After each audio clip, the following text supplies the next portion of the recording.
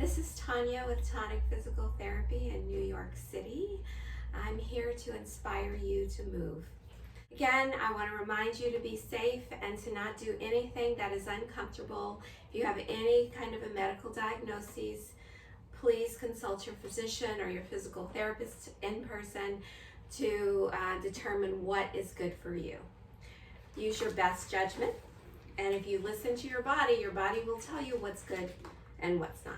Okay, so today we are going to do an exercise for the shoulders, and it can also be an exercise for the core if you're aligned well. Okay, so it's just a simple, it's called a military press or an overhead press, very common exercise.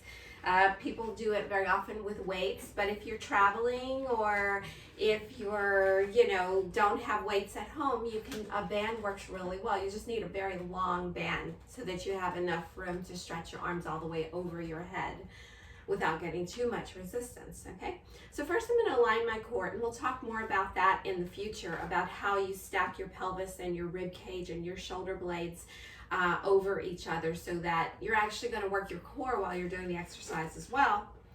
And it's really important for your back when you're lifting overhead. If you've had any back issues, you wanna be very careful with any overhead lifting. Heed that warning, okay? So I'm lining up everything. I'm making sure my pelvis is under my rib cage. They're aimed at each other. My knees are not locked out. I'm feeling the weight of my body sort of through the arches of my feet, through my inner thigh, up through my abdomen, and up through the entire chain. And I'm feeling my shoulder blades sitting on the back of my rib cage. So my shoulder blades aren't floating up here.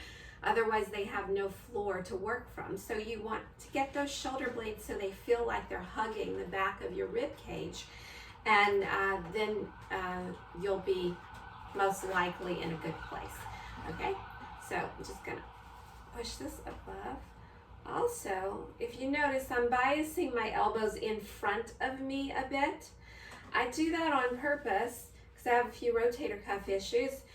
And it also helps the head of the humerus seat itself more properly in the posterior part of the capsule. And it's generally, for most people, a safer place. You have to be really careful about going too wide and then having your shoulders round to sort of pop forward. Can be very dangerous. So I, again, bias the elbows slightly in front, and you'll get a better tracking in the glenohumeral joint.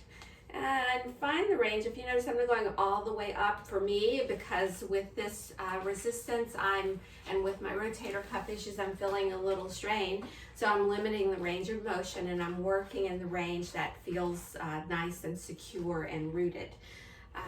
Okay, so that's day 3. Thank you so much. Stay inspired and keep moving.